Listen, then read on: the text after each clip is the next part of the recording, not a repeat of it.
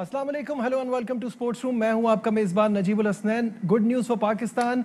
Pakistan team ने इस test match में 8 विकेटों से बासानी कामयाबी हासिल की। ओवरऑल एक बड़ी अच्छी परफॉर्मेंस रही। हमें ये लग रहा था कि कहीं आखिरी दिन जाके हम थोड़ा स्पिन पे स्ट्रगल ना करें, लेकिन one sided victory for team Pakistan. इस पर हम बात करेंगे। स्टूडियो में मेरे साथ मौजूद हैं शोला बयां तनवीर अहमद। अस्सलाम वालेकुम। कैसे हैं तनवीर, आप ठीक हैं और खुश हैं आप पाकिस्तान की इस परफॉर्मेंस पे?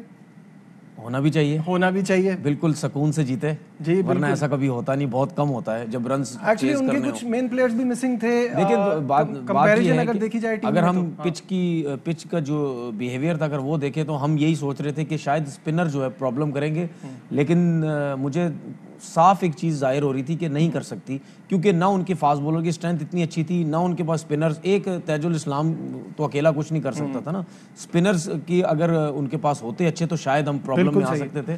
बिल्कुल सही है। इस पर हम ऑब्वियसली डिटेल में प्रोग्राम में बात करेंगे, लेकिन हमने अपने ARY के नाजरीन को कुछ टाइम पहले ये बताया था एक जदीद तर्ज की क्रिकेट और आने वाली है और एक्साइटमेंट क्रिकेट में और ज़्यादा बढ़ने वाला है, तो उसकी डेट्स फाइनलाइज हो गई हैं। जी हाँ, क्रिकेट में नई जिद्दत 1990 क्रिकेट बैश आइंदा साल मई जून में शारजा में खेली जाएगी। जी हाँ, शारजा में होगी ये लीग और 90 गेंदों पर मुश्तमिल इस नई तर्ज की क्रिकेट में बैनुल अक़वामी क्रिकेट के बड़े खिलाड़ी शिरकत करेंगे। शारजा क्रिकेट के रूए रवां Abdul Rahman Bukhatir, ARY media group के सदर और CEO सलमान इकबाल और सिनर्जी ग्रुप के इमरान चौधरी के इश्तराक से किया जाएगा। इस पर हम बात करेंगे। Our sports correspondent Shahid Hashmi साहब हमारे साथ हैं। शाहिद साहब, 1990 बैश को लेके बहुत ज़्यादा एक्साइटमेंट थी फैंस के अंदर, और अब पता चल गया है कि ये शारजा में जहां ऑलरेडी जो एक हब बना हुआ है क्रिकेट का, वहां ये लीग होने जा रही है मई जून में।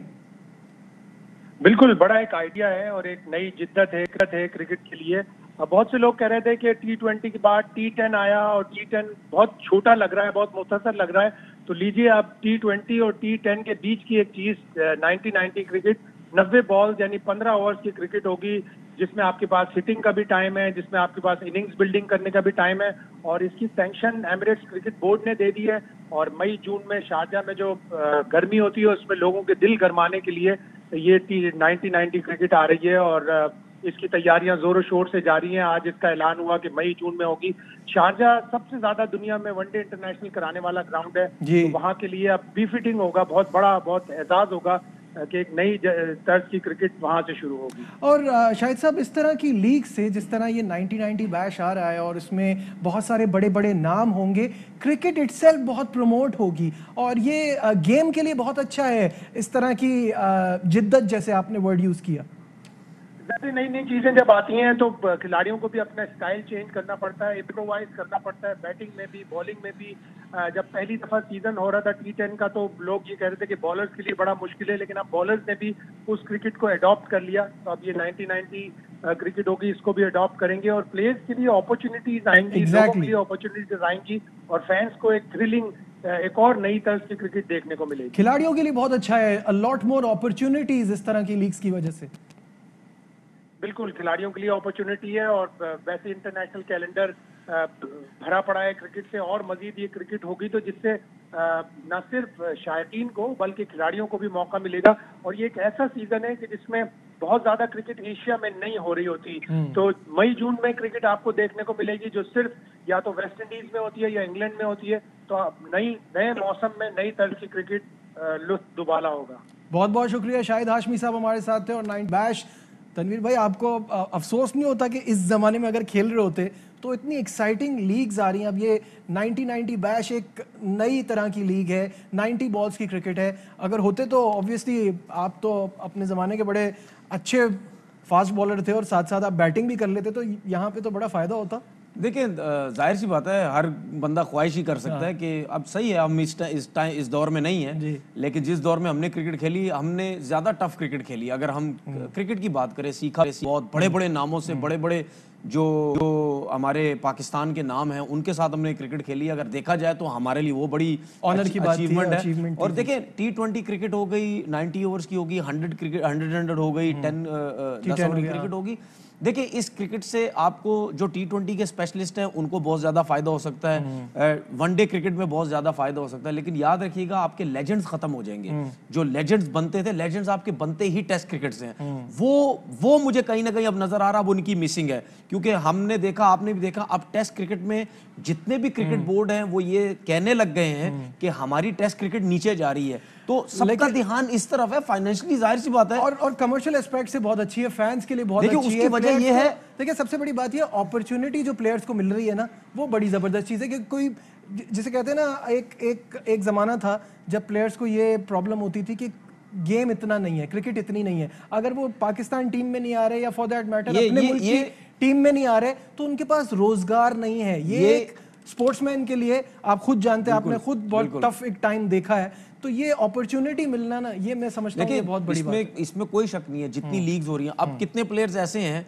जो वो कैरिबियन लीग में नहीं होंगे, कितने प्लेयर्स ऐसे हैं वो बिग बैश लीग में होते हैं, कितने प्लेयर्स ऐसे हैं वो श्रीलंकन प्रीमियर लीग में नहीं होंगे, कितने प्लेयर्स ऐसे जिनका कहीं नाम नहीं होगा, हो सकता है वो 90 की लीग में। अपॉर्चुनिटी सबको मिल जाती है कहीं ना कहीं, लेकिन मैं एक चीज ये बात कर रहा था, जो आप बात कर रहे हैं उसकी तरफ आते हैं, टेस्ट क्रिकेट। और टेस्ट क्रिकेट में पाकिस्तान ने जिस तरह की परफॉर्मेंस दिखाई है, पहले हमको नजरीन को दिखाते हैं कि चिटागोंग में पाकिस्तान ने 8 विकेटों से इस मैच में कामयाबी हासिल करी और 2 टेस्ट मैचेस की जो सीरीज थी उसमें 1-0 की बढ़तरी भी हासिल कर ली। बड़ा जबरदस्त पाकिस्तान टीम ने परफॉर्म किया और हम एक्सपेक्ट भी कर रहे थे, पता चले कि यहाँ कौन सी टीम सुपीरियर है। क्या वजह है कि बड़ी बड़ी टीमें जाके बांग्लादेश में स्ट्रगल करती हैं? क्या ये एक वजह है कि उनके पास शाकिब नहीं थे तो एक ही स्पिनर से बेसिकली वो खेल रहे थे? अगर 2 स्पिनर का ऑप्शन होता तो शायद थोड़ा सा तंग कर सकते थे पाकिस्तान। देखिए हम जिस तरफ आप जा रहे हैं, हम न्यूजीलैंड ऑस्ट्रेलिया की तरफ जा रहे हैं जो अभी लास्ट सीरीज खेली है। देखिए वो T20 क्रिकेट में या वनडे क्रिकेट में आपके पास ऑप्शंस भी होते हैं, स्पिनर्स के बाद इनके पास बहुत ज्यादा ऑप्शंस है, वो उन्होंने इनको बहुत ज्यादा तंग किया। लेकिन टेस्ट क्रिकेट के अंदर आपके पास प्रॉपर एक जेन्युइन बॉलर होना चाहिए, या फास्ट बॉलर होना चाहिए, या स्पिनर होना चाहिए, या कोई ऐसा तगड़ा ऑलराउंडर हो जो बैटिंग भी कर सके या बॉलिंग भी। हमने बांग्लादेश के पास देखा ऐसा नहीं था। हो सकता है ये जो बॉलिंग लाइनअप है हमें हो सकता है T20 में तंग करती, या इनके पास कोई ऐसे स्पिनर आते T20 में। जो आपने शकीब की बात की है, शकीब उल हसन से भी बहुत फर्क पड़ा है, लेकिन जो बॉलिंग थी मुझे नहीं लगता था कि पाकिस्तान को इस पे तंग होते, इतनी ज्यादा मुश्किल डाल सकते थे। लगता है कि हमने एक सेशन जो है वो फर्स्ट इनिंग्स में थोड़ा खराब खेला जिसमें 60 विकेटें तेजुल इस्लाम ले गए, और देखिए आप देखिए उस टाइम जो है वो उनका बॉल स्पिन भी बहुत हो रहा था। और जिस तरह हम सोच रहे थे कि हम हमेशा लेफ्ट आर्म स्पिनर पे हम स्ट्रगल करते हैं, क्योंकि जब इतना बॉल स्पिन हो रहा होता है तो बैट्समैन ही समझता है कि आर्म बॉल है या बाहर बॉल निकलेगा, उसमें फिर हम बैट्समैन मुश्किल में आता है, जिसकी वजह से आउट किए। लेकिन सेकंड इनिंग में उसने पहली इनिंग में कुछ 45-50 ओवर कर दिए थे तेजुल इस्लाम ने, तो सेकंड इनिंग में ऐसा तो नहीं है कि बार बार वो आउट करेगा, थका हुआ है, फिंगर्स थक जाती हैं, आपके शोल्डर्स थक जाते हैं, तो उनके अलावा तो कोई ऐसा बॉलर नहीं था। हाँ नहीं, मुकाबला ऐसा दिया नहीं, जाहिर सी बात है कोई इनके पास ऐसा नहीं। और अगला जो टेस्ट मैच है वो भी ऐसे ही मुझे लग रहा है कि पाकिस्तान, ये कॉन्फिडेंस आपका बहुत ज्यादा आ गया है जीतने के बाद। आना चाहिए ना, अगर इनके खिलाफ भी आप नहीं जीतेंगे। और उसके बाद वो जो एक प्लेयर है कामरान गुलाम जी, मेरे ख्याल में उनको भी चांस दें आप, क्योंकि अब्दुल्ला शफीक को अगर आपने एक फर्स्ट क्लास के मैच में लेके आए, आपने उसको चांस दिया है, तो उनके तकरीबन 1200-1300 रन थे एक सीजन के अंदर, तो उनको भी खिला के आप देखें। यही मैचेस होते हैं जो आप लड़के लेके जाते हैं, इन्हीं मैचेस में आप उनको चांसेस दें। और बांग्लादेश की जो मैं बॉलिंग देख रहा था, हमारी डोमेस्टिक क्रिकेट की बॉलिंग फिर भी बहुत बेहतर है। ठीक है, यह वक्त हो गया एक ब्रेक का, डिस्कशन को आगे कहीं बढ़ाएंगे, कहीं मत जाइएगा, will be right. Glad to have you back once again to Sports Room। और बात हो रही है पाकिस्तान और बांग्लादेश के इस पहले टेस्ट मैच के हवाले से। तो हमारे दोनों ओपनर्स ने बड़ी ज़बरदस्त परफॉर्मेंस दिखाई दोनों इनिंग्स में, साथ साथ शाहीन और हसन अली ने बॉलिंग से जो धमाल डाला वो भी सबके सामने है। 4 players as a matter of fact पूरी बांग्लादेश की टीम पर भारी पड़ गए, ये बात दुरुस्त है। दोनों हमारे ओपनर्स और फिर उसके बाद शाहीन शाह और हसन अली, ओवरऑल बड़ी अच्छी परफॉर्मेंस रही है पाकिस्तान की। क्रिटिसिज्म के बाद जिस तरह हसन अली ने परफॉर्म किया, बहुत अच्छी बात है। और मैं हमेशा कहता हूँ कि कप्तान ने हमेशा उनको बैक किया और जिसकी वजह से उन्होंने परफॉर्म भी किया। अदरवाइज़ अगर कप्तान बैक ना करते और वो ये मैच भी ना खेलते, या जो वर्ल्ड कप के मैचेस वो भी ना खेलते, और ऐसी परफॉर्मेंस ना दे सकते। और शाहीन हमेशा परफॉर्म करते हैं, जो उन्होंने सेकंड इनिंग में 5 आउट किए, फिर उसके बाद आबिद अली ने 100 किया, अब्दुल्ला शफीक ने दोनों इनिंग में 50 किए। अच्छा, आबिद अली पे एक पहले आबिद अली की बात कर लेते हैं। आबिद अली पे अभी भी जो क्रिटिसिज्म हो रही है वो ये हो रही है कि मिनोस के खिलाफ, छोटी टीमों के खिलाफ आबिद अली की परफॉर्मेंस एक्स्ट्रा ऑर्डिनरी होती है, जहां वो बड़ी टीमों के सामने आते हैं वो फंस जाते हैं। क्या ये कहना ठीक है या ये अनफेयर है उनके साथ? देखें, आपको पता है कि जब भी वो बड़ी टीम के अगेंस्ट खेलते हैं, उनके जो फास्ट बॉलर्स होते हैं वो बहुत तेज़ होते हैं, वो बाउंसर्स भी ट्राई करते हैं। आबिद अली को बाउंसर्स में प्रॉब्लम होती है हमेशा, और उनके पास स्विंग सीम भी बहुत अच्छा होता है, उनकी लाइन लेंथ भी बहुत अच्छी होती है, जिसकी वजह से प्रॉब्लम होता है। और इनको देखा भी हमने, इनको मुश्किलात हुई हैं। लेकिन ये जो बॉलिंग लाइनअप थी, इनके खिलाफ जो उन्होंने बैटिंग की वो बहुत, उसका पूरा इन्होंने फ़ायदा उठाया और अपने रन्स भी किए। बाकी अब्दुल्ला शफीक की मैं बात करता हूँ, देखिए रन्स किए, बहुत अच्छी बात है, दोनों इनिंग में उन्होंने 50 किया, लेकिन मेरा अपना पॉइंट ऑफ व्यू है, मैं ये समझता हूँ कि इनको अभी टेस्ट क्रिकेट में नहीं आना चाहिए था। सिलेक्शन वाइज की बात कर रहा हूँ मैं, ये नहीं कह रहा कि उनको खेलना नहीं आता या वो प्लेयर नहीं है। बहुत लोग समझते हैं कि जी वो टैलेंट है टैलेंट, लेकिन ऐसा टैलेंट क्या, ऐसा टैलेंट है कि बड़ी टीम के अगेंस्ट वो खेलेगा, परफॉर्म करेगा। मैं ये समझता हूँ कि जैसी ये बॉलिंग थी बांग्लादेश की, इससे बेहतर हमारी डोमेस्टिक क्रिकेट थी। इनको 100 करना चाहिए था, जो कि वो कर नहीं सके। ठीक है, टेस्ट क्रिकेट का प्रेशर होता है वो, जिसकी वजह से वो स्लो भी खेले।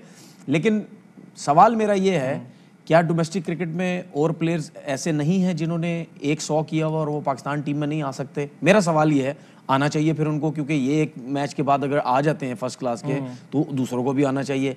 क्या कामरान गुलाम को फिर टेस्ट क्रिकेट नहीं खिलानी चाहिए, या आज ये वाला टेस्ट मैच नहीं खिलाना चाहिए था? तो मेरे लिए, इनके लिए, मेरी नज़र में इनके लिए सवालात बहुत हैं, जो कि उसका 100% जवाब कभी भी नहीं दे सकते। तो आप कामरान गुलाम के लिए भी कह रहे थे कि एक सीजन से थोड़ी फैसला कर लेना चाहिए। मैं तो आजम के बारे में भी कह रहा था, लेकिन जब ये सिलसिला, तो फिर तो मैं आजम के बारे में भी बोलूंगा कि उन्होंने भी 100 किया, उन्होंने भी 350 किया, उनके पास भी टैलेंट है, तो लेके आ जाए उनको भी टेस्ट क्रिकेट के अंदर। बात यह है कि आप एक क्राइटेरिया तो सेट करें ना भाई। बात यह है कि क्राइटेरिया सेट, ये मैं ये पाकिस्तान क्रिकेट बोर्ड के चेयरमैन से को कह रहा हूं सीधा, कि क्राइटेरिया एक सेट करें। या तो एक सेट कर दें कि जिसका वेट है वो आ जाए पाकिस्तान टीम के अंदर, कोई मसला नहीं है, या ये सेट कर दें एक फर्स्ट क्लास वाला पाकिस्तान टीम में आ जाए, या एक सीजन में रन करने वाला टीम में आ जाए, ये सेट कर दें, फिर हम कोई बात नहीं करेंगे। तो फिर सबके लिए एक जैसा होना चाहिए। डोमेस्टिक में बहुत से ऐसे प्लेयर्स हैं जिनके 11-11, 12-12 हजार रन है, वो पाकिस्तान टीम में। बहुत बहुत शुक्रिया तनवीर अहमद हमारे साथ, और हम पाकिस्तान की जीत के हवाले से बात कर रहे थे। आज के प्रोग्राम में बस इतना ही।